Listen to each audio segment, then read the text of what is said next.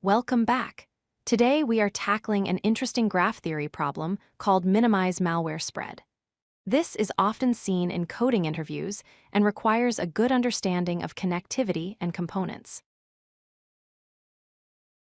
Let's first visualize the problem. We are given a network of computers. In computer science, we model this as a graph where computers are nodes and connections are edges. Some of these nodes are initially infected with malware. The rule for spreading is simple but destructive. If a node is infected, it passes the malware to all its direct neighbors. This causes a chain reaction that doesn't stop until every reachable node in the group is infected. We are given a list of initially infected nodes. Our task is to remove exactly one node from this initial list.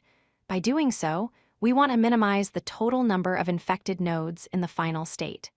Remember, removing a node here effectively means disinfecting it before the spread starts. To solve this efficiently, we must understand connected components. Think of the graph as being made up of isolated islands. Since there is no path between these islands, an infection starting in one island cannot jump to another. We can categorize these components into two types. First, safe components, which have zero initial infections. These will stay safe forever. Second, infected components, which have at least one initial infection. These are at risk of becoming completely infected. Here is the critical insight. Consider a component that has exactly one initially infected node. If we choose to remove that specific node, we eliminate the only source of infection for that entire group. This saves every single node in that component. Now consider a component with two or more initially infected nodes. If we remove one of them, the other infected node remains active.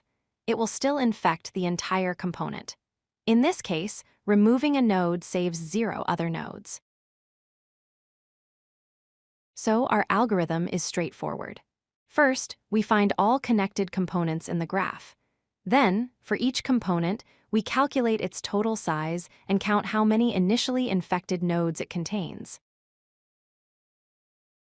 To get the best result, we only care about components with exactly one infected node. Among those, we pick the one with the largest size because that maximizes the number of saved computers. If there is a tie, we simply pick the node with the smallest index. For time complexity, this approach takes O of n squared if given an adjacency matrix, as we must visit every potential edge. The space complexity is O of n, which is used to store the component labels for our nodes. To wrap up, model the network as a graph, find the components, and target the solvable components that have exactly one infection. By prioritizing the largest such component, we maximize the number of clean nodes. If you like this video, hit that like button and don't forget to subscribe.